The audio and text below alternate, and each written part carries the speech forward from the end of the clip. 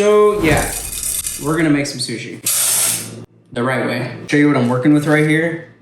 Basically, whenever you're making any kind of sushi, the rice is gonna be so much more important than you possibly think. Probably didn't know this, but if you ever go to Japan, that's where you get like some of the best grade fish on the market. And the people that sell the really high grade fish won't even sell to certain restaurants if the rice isn't as good. So we're gonna go over how to make sure the rice is gonna be good sushi rice. I'm sticking with only water because that's gonna make it so much better when we're dealing with the fish. Go to Sam's or Costco and you can get a skinless, boneless piece of salmon for like 20 bucks. So at the intel piece, it's a little more tough. Yeah, we're just gonna cut that off. All right, next thing I wanna do with my salmon, I just wanna pat it down so it gets a little dry. And if it falls apart a little bit, like you're seeing a couple of creases and break-ins right here, that's fine, it's not a big deal. You're gonna look at the spine right here. I'm gonna cut right down the middle. Looks really tough. I'm gonna cut throughout that as well.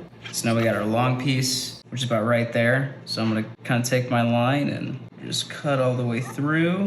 And as long as the nigiri piece is gonna be, same thing with this one. So between our two pieces, you're looking on the front end. We got our 3 pieces of nigiri, which is just salmon and rice over each other. So these thick pieces right here are gonna be the ones that you're gonna wanna use for sashimi. Let's make some nigiri. First things first, fingers wet. You're actually gonna get one of your whole hands wet, basically, because you're gonna be using it, getting that chunk in. And then when you're coming up with some nigiri, you don't need a whole crap ton of it.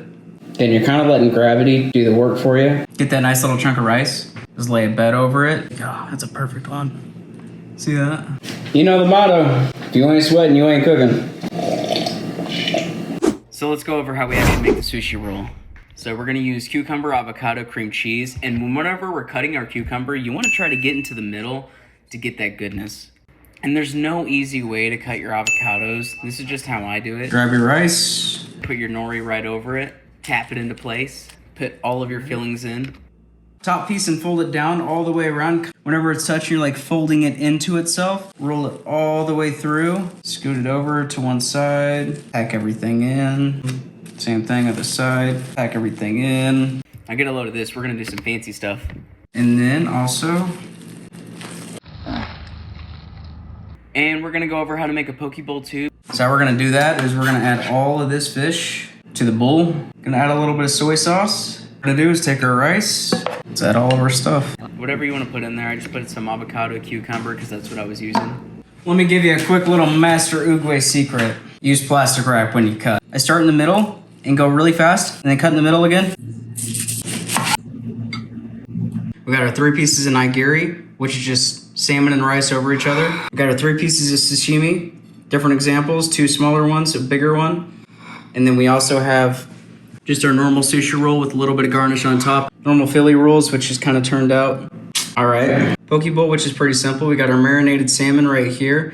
We got our unseasoned salmon, dividing the lines between our cucumber and our avocados. Put some of the soy sauce down. Holy shit. A little mix of everything a little bit. I completely forgot that I got some other salmon from Whole Foods so we can actually compare. So when it comes to nigiri, we'll kind of notice the difference. This one's mine. I'm pretty sushied out.